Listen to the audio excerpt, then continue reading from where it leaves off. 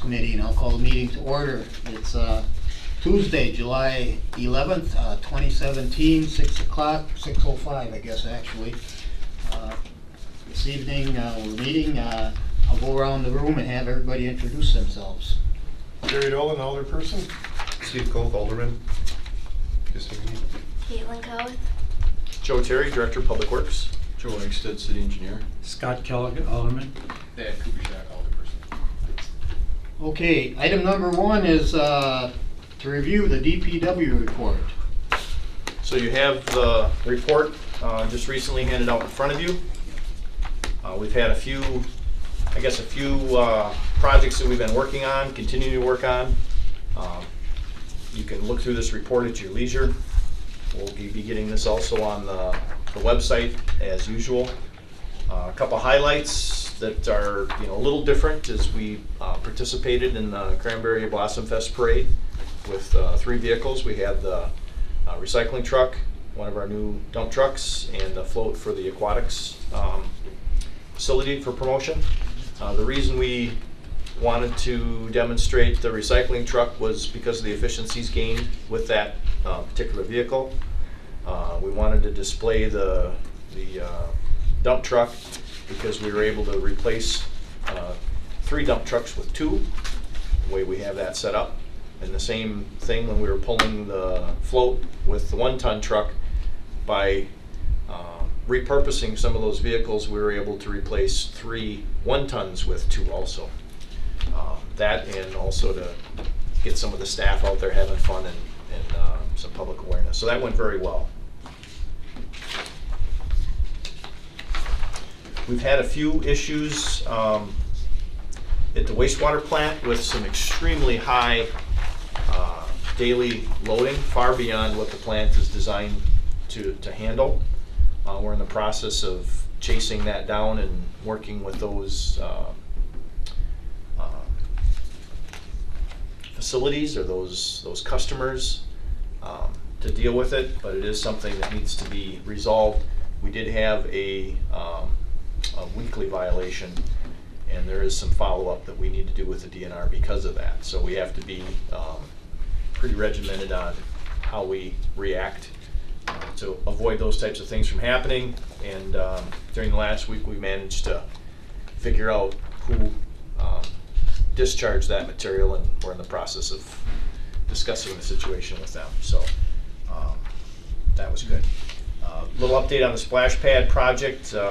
It's progressing fairly well. There were some delays. There's a lot of splash pads being built right now, and there were some delays in obtaining or receiving some of the materials specific for the splash pad, fixtures that needed to be embedded in the concrete for valving and to support the spray structures. So those are here. We weren't expecting them for another few weeks, but they are here. The building walls are up. The splash pad is formed. It might have been poured today, I'm not sure. They were doing some concrete work. Some of that plumbing work has been underway, so that project's going well. We're expecting to have the mayor do a press release on the progress here in the next several days. So When might it be completed? that's what the press release is going to articulate. I'm going to rough guess that we may be able to open mid to late August if things go real well moving forward. The contract completion date is the end of October, but the substantial completion date is in August. And if it's substantially complete, it needs to be ready for demonstration, testing, things like that. The last couple of months are for punch list items and things that need correction. So if everything goes well, we're hoping, and I know the contractors are working hard to do that too. We want to get that thing open before summer's over and before Labor Day. So we're going to be meeting tomorrow morning with the construction crews to look at the revised schedules and look at phasing for the rest of the project. So I know a little bit more tomorrow. We have hired a new dozer operator, So that vacancy was there for quite a little while. So we're excited about that. I believe that person will be starting, I think, next week. And we have had several staff members that have been absent due to different medical situations, and in expectation of a retirement this fall and a lack of qualified interest in our available LTE positions, we've also advertised to replace to hire a full-time person. That'll help cover some of that LTE gap that we have this summer, and then when our veteran retires this fall, we'll continue our current staffing level. So, and I think that kind of touches on the high points, and there's a lot else in the report. So if you have any questions, feel free to ask. I was just wondering, Lincoln, the intersection of Lincoln and the Expressway, Yes. when will that be scheduled? Because Quick Trip, from what I heard, will be done in November. So is that scheduled a couple years out by the time you design it, and you got to go through the Department of Transportation or? So any safety improvements and modifications to that intersection would come post completion of Quick Trip. In fact, it might be a good thing to be able to see what how the traffic changes. Conflicts, yeah. And we know we've got issues at Lincoln and Daly Avenue, just with the proximity of that intersection to the expressway intersection, and that any improvements that we would make on the expressway, that we try to factor in improvements on Daly as well.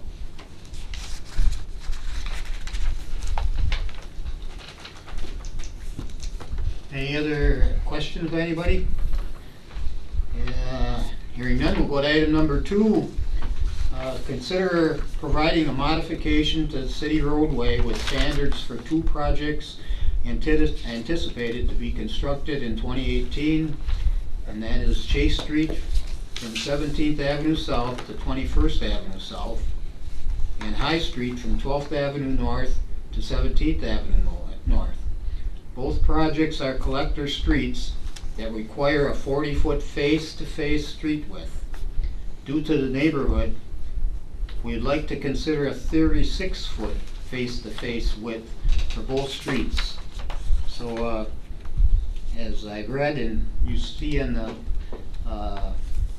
minutes there, staff would like to reduce the width of the street 4 feet. We're supposed to have 40 feet, and they would like to go down to 36 feet in these because of the location where it's at. So, Joe, you have anything to add? Sure. There is a definite change in the existing land uses that border. Prior to getting to that, like say Chase Street from the expressway up to 17th Avenue, that's a 40-foot wide street, and then directly beyond 17th Avenue, it's all homes after that. The 36-foot is a deviation from our normal standard of a 40-foot street. It's all based on the classification of the roadways. So Chase Street and High Street are considered collector streets that would normally be put in at a 40-foot wide street. There would still be parking on the street that would be able to be accomplished with the 36-foot street. It just allows for a little bit larger terraces, so a little bit more room between the sidewalk and the roadway. And that keeps it consistent with what's there today presently. So it's not narrower than what's there presently. Mr. Chairperson, can I ask a question? What? Can I ask a question? Sure. Yeah. Is there any concern with reduced transportation aids by reducing the width of the street? No, I think all transportation aids are based on road mileage. Okay. Yeah, there shouldn't be if anything, there'd be some cost savings. The projects will be a little bit cheaper to build, less asphalt and such, but. And less future maintenance costs as well because of the narrower street? I don't know if we, Actually, that's the width now, you said. Yeah, there'd be no change in Well, width, that's what but it is now. but I guess it's- I misspoke or misled as I said it. That's what it is now, but our ordinance says it should be wider. Okay. but as compared to its normal width, future maintenance, that's just chip seal. There's less square yardage of chip seal that would need to be done. Less square yardage of crack fill, a little less snow plowing. So we want to be cognizant of those things as well, but also adequate widths so that your larger volumes of traffic are segregated a little more from parked vehicles and from homes. So it's a balancing act.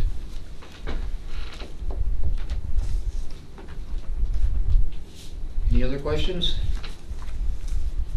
I was gonna make a motion to accept the recommendation to leave the road at 36 foot. I'll second that. Committee, any questions? Yeah. Okay, committee will vote. All in favor, respond by aye. Aye. Opposed, ayes have it. Item 3, consider a request from Alderperson Kellogg to modify the parking ordinance along the west side of Lincoln Street from Witter Street to approximately 175 feet north of Witter Street. It's in our packet here. Yeah, you see the attachment. Yeah. This is my constituents. Actually, I have to say the signs are changed.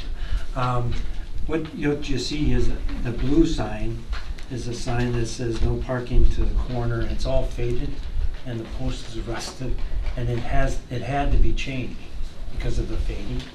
And it was in that resident's yard. And then the yellow dot is a light pole. And then you got the red dot, which is a pole that's in someone's yard. And it just made sense, this request from this resident saying, well, since this is faded and all rusted out, and you can't park in our driveways, can you put on the light pole a sign that's, P with no parking? Because you can't park, and this is all yellow curving along here.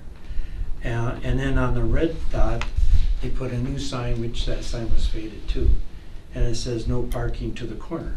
Because from that sign that's in that yard, you can't park in front of the driveway. And then you can't park in front of both driveways. And then it's yellow all the way down to the corner. So it was a simple thing, since you had to replace the signs anyways that were faded. So that right now they have a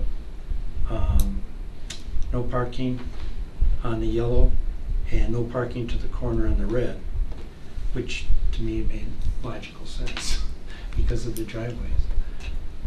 Is that clear or what? And if you drive past it, it's really clean. The rusted poles are out of there, the faded signs are out of there. And we get a lot of people attending the Witter Park program, and it just, the faded signs are, and they had to be taken out anyways, because you couldn't even read what they said. So what you see there today, you're satisfied with? Oh, it looks great. Okay. It's clean looking, and to anybody visiting Witter Park. Sure. so and if the no parking here to the corner is at the red dot, Yes, that's in accordance with the current ordinance, so it's clean. then no action would have to be taken today. Right. There'd be no Okay. change needed. Okay, I drove by after I talked to you yesterday, and I'm gonna have questions, but it's fine. Yeah. Okay. It's fine, it was one of these, it's a small thing, but the signs were faded. Didn't cost the city anything more because they had to replace the signs anyways. And so it was just logistics, and I said, oh, you're trying to meet the needs of the taxpayers and so forth, and it's a win-win. No action needs to be taken. Okay. Item 4, request preliminary resolutions for sanitary and water leads, curb and gutter, sidewalk, permanent street surfacing, and concrete driveway approaches on the following capital improvement projects. All these together or separately? Should we take them up, or I don't know if there's. probably together, or how should we? Unless there was an objection, Just do them together? you could do them all together. If at there's read any, them at once? right, if there's any question about Somebody any of wants to them. pull one out or Right. something. Okay. High Street, 12th Avenue North to 17th Avenue North. 2018 construction. High Street, 7th Avenue North to 10th Avenue North, 2018 construction. Chase Street, 17th Avenue North to 21st Avenue North, 2018 construction. Van Buren Street, 8th Avenue North to 10th Avenue North, 2018 construction. 7th Street North, East Grand Avenue to Oak Street, 2019 construction. Washington Street, 12th Street North to Baker Drive, 2019 construction.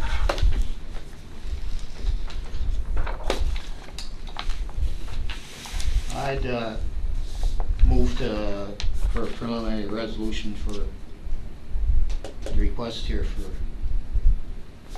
all these streets here for the years that are listed behind them. I'll second it. Any questions by anybody? Hearing none, committee will vote. All in favor respond by aye. Aye. Opposed, ayes have it. Item 5, discuss First Street plan modification needed to address the lack of a signed municipal agreement with the Village of Buren. I guess I'll turn it over to our engineer. Sure. So to get you up to speed a little bit, last fall, I think it was September, October, the city had reached out to the Village of Buren to talk about connecting the recreational trail in conjunction with the First Street North project. For those of you maybe not familiar, the Village of Buren just completed their South Buren Drive project a few years ago. And so there was a generally favorable response, although there was no formal action taken by the village. That the village was interested in making a trail connection. So engineers set out to draw the plans. There were some, we had a resolution to make the road slightly narrower than standard to accommodate the recreational trail. Had design proposals, met with the village board initially twice. There was a concern about the price tag associated with the north end of the trail because of the proximity to the river. Really required some type of a boardwalk or at grade but above the river feature. The price tag for that was not acceptable to the Village of Buren. So the engineering department redesigned, did some research, discovered that the DNR wouldn't approve a seawall for us to build up the edge of the river and do the recreational trail. But we could do a standard riprap treatment along the edge, put the trail adjacent to that, and then do a retaining wall behind the trail. And so ultimately that was decided that would be the most economical way to do it. That changed the price tag for the Village of Buren from about $40,000 estimate to a $25,000 estimate. At that point, the city had drafted a joint municipal agreement that went through this committee, was approved by council. And what that entailed was the responsibilities for each municipality was essentially that the village or the city would design the project, design part of the roadway in the Village of Buren to be relocated to accommodate the trail right at the corporate limits, to actually construct the project, to pay for the road that's in the Village of Buren due to the relocation. That is estimated at about a $15,000 value, and oversee all of the construction, obtain any DNR permits, so on and so forth. The Village of Buren's responsibility would to pay for the village's share of the recreational trail. There was some concern from the village that they really wanted something at grade, which the first proposal included, but they felt that you could eliminate some beam guard and crowd the recreational trail right next to the road. Our engineers took a look at it and weren't comfortable with the resulting safety of that. And so the village never took any action. They did hold a special meeting last week and again last evening and no action was taken to, to make an agreement happen. They did reiterate that they're interested in having the trails connect, but our project is so far advanced in the construction process that, we have to order materials, and we already ordered materials for the city's portion. So, there may be an opportunity for a last minute change but I don't know that we'd still be able to obtain the retaining wall components without delaying the project. And we have Washington Street to do yet, so we can't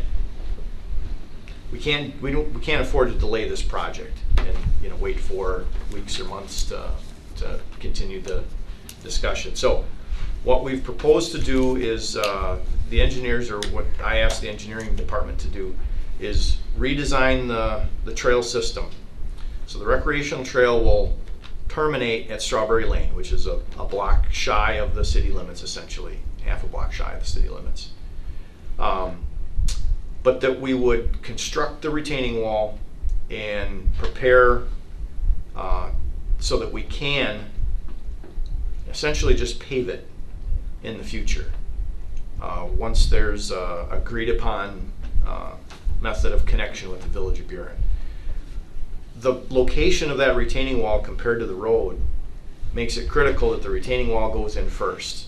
If the road is done, to go back later and do it, we'd end up tearing up part of the road to do the retaining wall, which, that's a lot of unnecessary cost. So, so what won't happen is, and we did offer that I offered to redraft a municipal agreement if the village wanted to pay for their portion of the road relocated and the city conducts that work. That would be an option also. But I didn't feel, and it was maybe bold of me to make that assumption, but I didn't feel that the council would pay for a road that wasn't in the corporate limits of the city if there wasn't a guarantee of a trail connection. So I didn't even bother with another municipal agreement.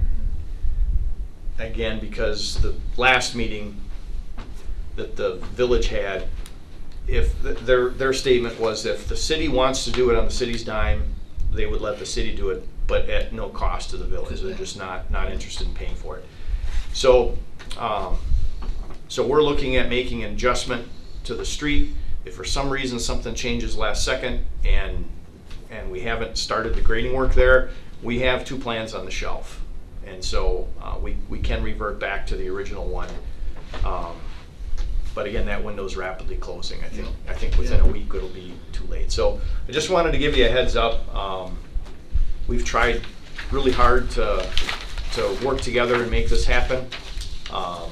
We did get some feedback that the village wasn't pleased with the communication from the city.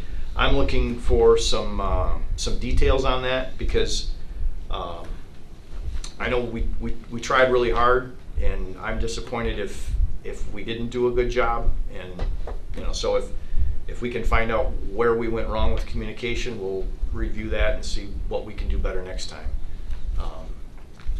It's really disappointing that we've got a trail and an opportunity to connect it, and Yeah, to get this far and the amount of money that's there, and it's less money than it would have been on their end. yeah, I mean, I think at least from my perspective, you're looking at a $15,000 gift for the realignment that's outside the corporate limits, plus the engineering costs. The city is absorbing that, the project administration. I mean, there's a lot of work that goes into design. The DNR permitting to, when the boardwalk concept was nixed, it required a different type of permit than from the DNR. That work was done, and those permits have already been, it was probably 30, 40 days ago those were submitted. There's a lot of work, in good faith that we felt that would move forward, and hopefully the next project we can do better and be more successful at, but certainly wasn't for a lack of effort. Okay. Well, maybe we'll have a surprise in the morning, but I doubt it. The window's closing, as you said. Item number 6. Discuss plans and procedures related to sidewalk defect grinding maintenance for 2017. So staff's been evaluating alternative methods of sidewalk maintenance that may prove more economical and provide better value to the community and the adjacent property owner. Before policies are reviewed and set, staff is asking for permission to try a diamond shaving process that I'm familiar with, and I've specified that process for probably 7 or 8 years in my professional career. And this process would be as follows. Upon inspection by the city inspector, with the determination that a shaving repair would be appropriate, the property owner would be notified, the city would have the work performed, and the property owner assess the actual costs associated with the maintenance. It's roughly estimated that the average shaving maintenance would cost about 1/5 of the cost of replacing concrete. This maintenance is not appropriate everywhere, such as sidewalk with spalling, cracking, or significant replacement defects. The real change here, besides the method, is that with the current replacement method, the city gives the property owner the opportunity to correct the defect themselves. So, absent diamond grinding, we'd say, Tom, your sidewalk needs to be repaired.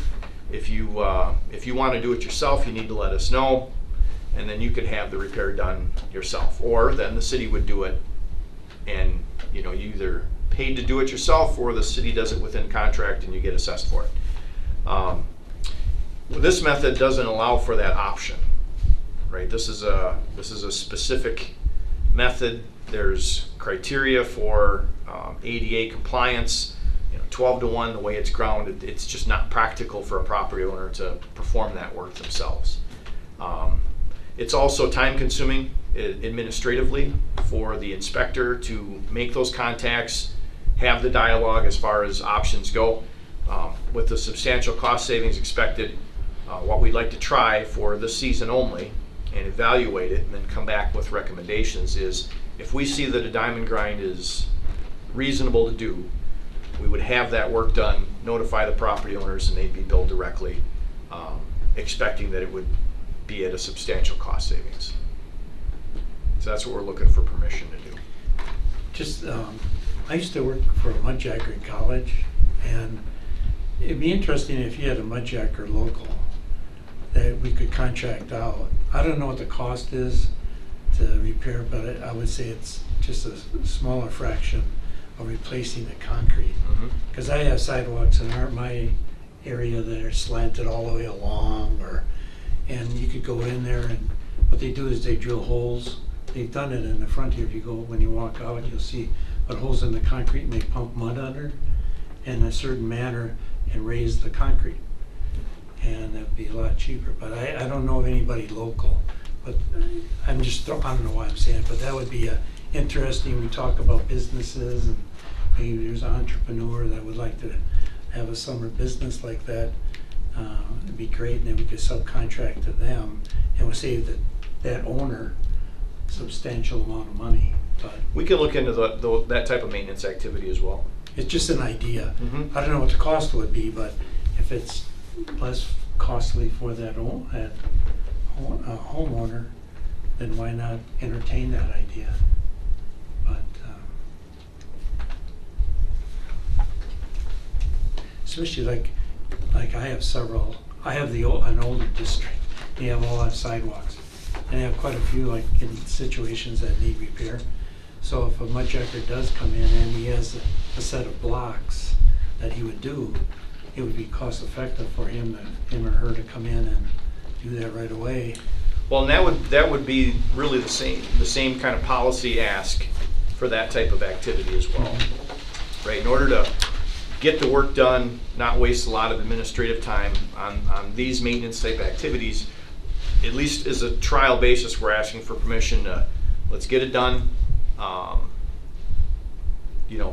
following our ordinances, right, but it's a little change from past practice. So we're asking essentially as a temporary, without a formal policy, but just asking as a temporary policy type decision. If the committee's okay with it, we'd like to try it.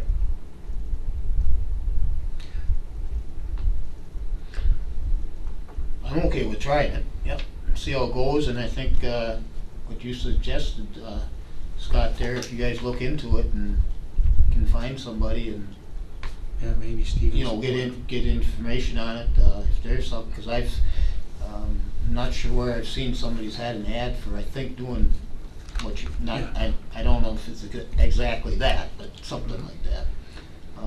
Yeah, it's called mud jacking, but they call it lifting concrete, so it's yeah, more, Yeah. you know exactly Yeah, what it yeah, is. yeah. But, give the How streets far are and they? everything. It's not right in Yeah. in Rapids, in fact, I don't it think might be the- Point or I something. think there's one in Wausau for sure. Yeah. Might be one in Yeah. Point too, I'm not sure. So for them to travel or something, it might not be worth it. I don't know what they charge or anything. But We can certainly look into So, it. you know. It'd be a comparable type of repair and yeah, yeah. This one we're may have some advantages. Yeah, right. So if for you guys, for us to try what you're asking for, I'd be in favor of that Mhm. to start with now. In fact, I'd make a motion to do that. Second. No further discussion, committee will vote, all in favor respond by aye. Aye. Opposed, ayes have it. Item 7, review a request by Terrence Peterson to construct a temporary access to their property for logging purposes using some unopened right-of-way along 25th Avenue South. And that's attachment PW7 in our report here. And Mr. Peterson would like access to his property as described in the attached letter which we have. Staff recommends allowing Mr. Peterson access according to the terms in his letter dated June 30th with any conditions recommended by the city attorney. Staff? Joe? Yeah, so he's got a piece of property that he's harvesting timber from. There's a wetland that runs down the middle of it. So he's worked on the south part of the property with access that he already has. He has no access to the north part of the property. The city has an unopened right-of-way off of 25th Avenue that would be suitable for him with some minor modification. He articulates well what needs to happen there for access to be provided. And normally we would require some type of a bond or something like that for work in the right-of-way. But at the end of the day, if something goes wrong and he doesn't restore it, essentially he puts some of his own base course material down, a culvert that could be pulled in a matter of an hour or so, and a piece of beam guard up at the south end of 25th Avenue to reblock it off. You're just talking a few hours worth of work. I don't anticipate any problems, and they've been pretty patient in their ask. They really would like to get in there. So unless there is a serious objection from the city attorney, I'd like to give them permission to do that. Because it's not opened right away, it's not a public street, staff doesn't, otherwise a city engineer would have the authority to make that type of decision, but it's not an open street, so as staff we don't have that authority, so we're asking for it. I'd like to make a motion to grant Terrence Peterson access to the property on 25th Avenue for logging purposes. I'll second that. Any questions by anybody? Committee will vote, all in favor respond by aye. Aye. Opposed, ayes have it. Item 8, review and consider selecting an engineering consultant for the design of 2018 construction projects. PW report number 8.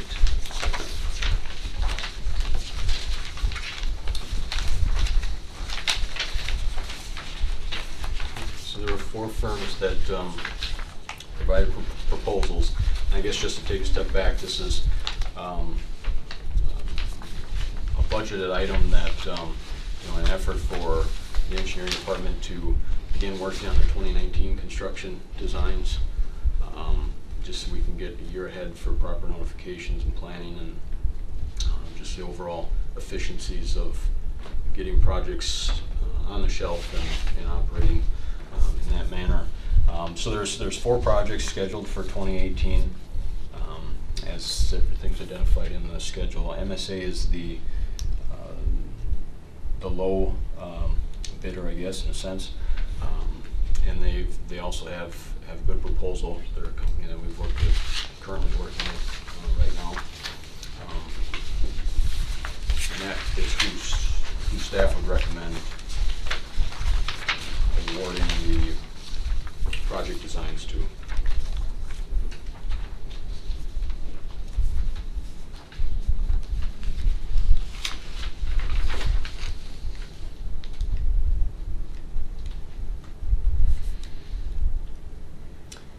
I believe the budgeted value that we had was around 150,000, so there was Savings.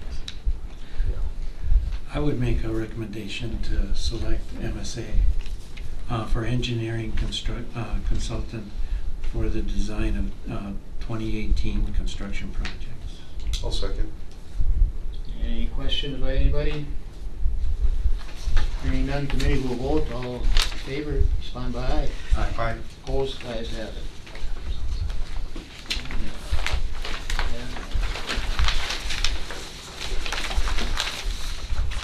Item number 9.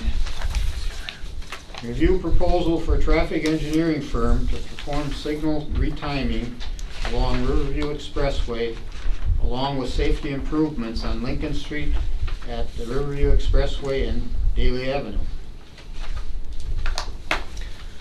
So going into the 2017 budget year, we had different plans for expressway traffic-related items. Upon further review into that sort of analysis and study, it determined that it wasn't a good fit for this corridor, that at this time anyway. So it's kind of a little bit of a change in scope, but basically shifting the funds that were available to signal retiming on the expressway corridor, all the way starting that over by the paper mill and ending over by Home Depot. So all of those intersections would be looked at and retimed. The proposal that's in front of you is a tiered proposal. So the basic work that will be done is signal retiming. If there's any indication along the process of maybe changing the phasing, you know, if the left turn arrow is maybe a desirable item or that sort of thing, there's an additional step increase per intersection for that type of service. Same things with geometric analysis of an intersection.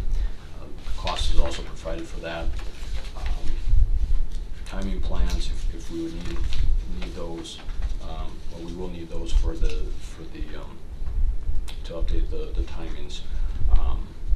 So they go through and break it down into a very a la carte type setup, where as we move through it and things are identified, we can make decisions on, do we go another step with this one, or in this intersection we're good with the signal timing only, or whatnot.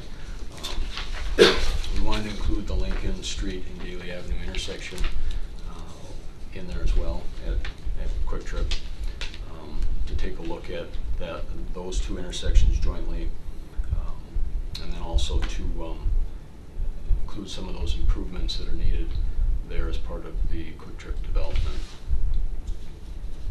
So there isn't an exact total for the proposed work at this time. Kind of, like I said, it's dependent upon what we find as we move through the study. I believe that there is, you know, if you total up some of these items, you get to around $22,000 on the low end. I think we have upwards of 40,000 that was budgeted for traffic signal studies for 2017, so it gives us a little bit of flexibility, but,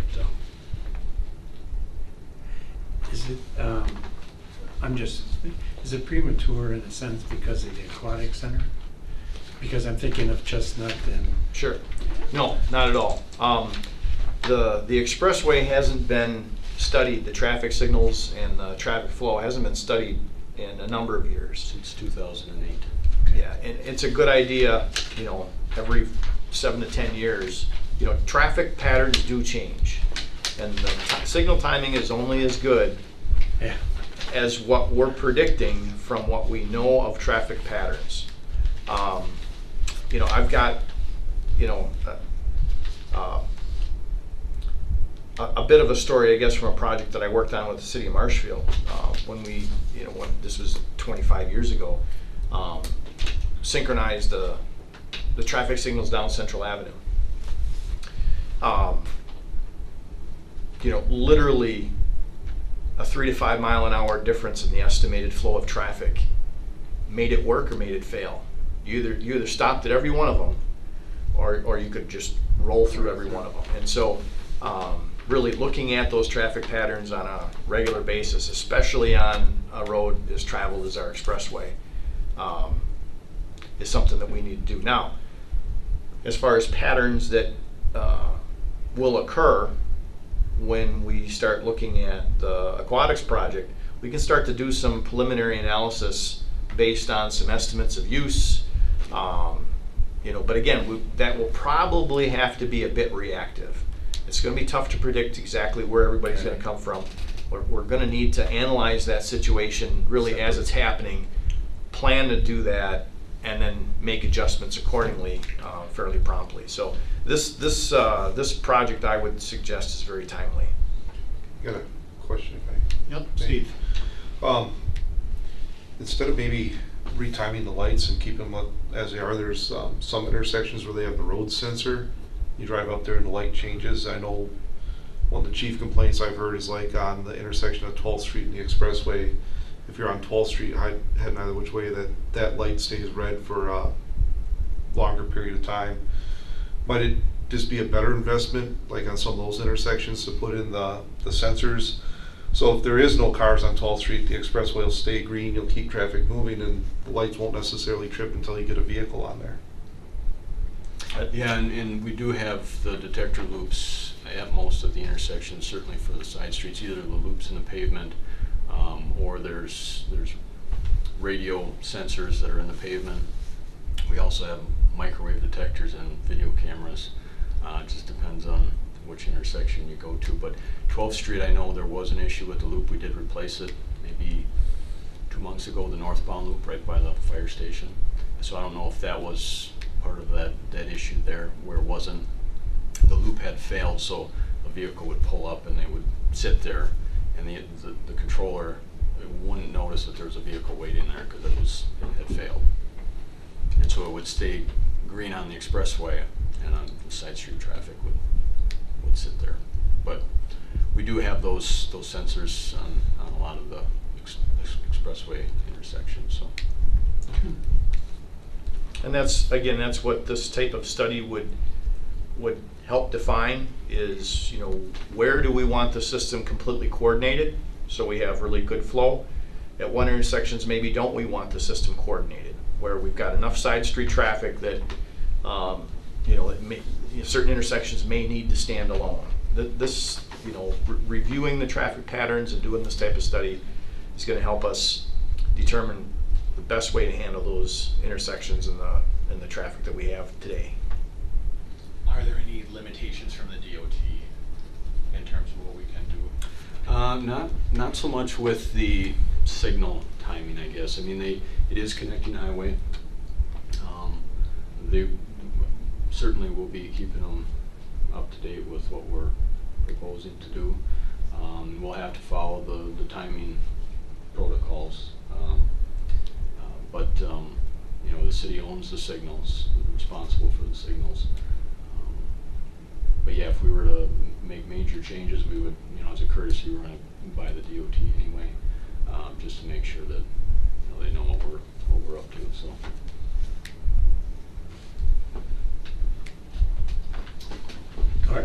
Just curiosity, do our signals, when you have the fire truck, can they change our signals? Like I've seen in There's a couple cities of them that they can. in Minneapolis where they'll switch it ahead of the truck so they can get through. I wonder, is that part of this, or it doesn't have to be, or? It's not part of this study. I haven't heard of any issues from the fire department. I believe they have 2 intersections that they can control. Okay. 12th Street might be one of them, and then 17th Avenue and West Grand, I believe, are the 2, so that they can get out of or back into the fire station. You know, if traffic's heavy, they can switch the lane. I make a motion to accept the study for the signal retiming along the mentioned intersections. I'll second it. Motion and a second, accept the proposal for the signal retiming. All in favor, respond by aye. Aye. Aye. Opposed, ayes have it. Item 10, that's to review the referral list. And that is here somewhere.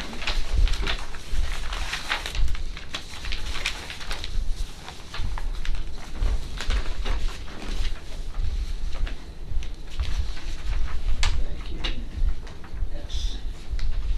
I don't think we have anything to take off, but I think Alderperson Coth has a request for something to add on, that alternate side parking. Yeah. well, this- Okay. You got sent the email. Go ahead. Yeah, I received a phone call from a constituent that lived up on A Street North. He said that he received a couple traffic citations for even odd parking violations. Today, for example, being an odd number day, at the end of the day, he parked his vehicle on the odd number side of the road and received a citation, not understanding that the enforcement would begin after midnight. So tomorrow being an even number day, if you're on the wrong side of the road, you'll receive a ticket for not parking in violation or not parking in accordance with the ordinance. When I lived over in western Wisconsin, we had a similar ordinance in the city of River Falls. However, their even odd parking was only enforced from November 1st to March 30th or 31st, whatever there's in March there. And the reason they had the even odd parking was to for the wintertime crews to like scale back the snowbanks on the boulevards. But I guess I would like to explore the idea if we even need to have the Summer, during the summer months have the even odd parking. I think when I met with Joe tonight, he was going to look at getting some feedback from the police department to see if there's any reason why they need to have even odd parking during the summer, and maybe just scale it back to winter time. But otherwise, I think the city makes it pretty clear when we have a snow emergency, you can't park on the road at that time. So, kind of makes it a lot less problems for everybody. The police department, the citizen, Okay. kind of a good idea. Fine with me. Yeah. So we'll add that to the referral list Yep. and Yep. come back with a recommendation. thank you. You bet. And you could take 19 off though, because we talked about it. Okay. Oh, yeah, 19 take off. We didn't even have to do nothing with it. Scott took care of it. Okay, hey, that's the only one, right? I think so. Alrighty. Then, I guess, with that, I'd entertain a motion to adjourn. Motion to adjourn. I'll second it. Motion to second to adjourn, all in favor, respond by aye. Aye. Aye, opposed, ayes have it. We're adjourned at 6:55, if that clock is right.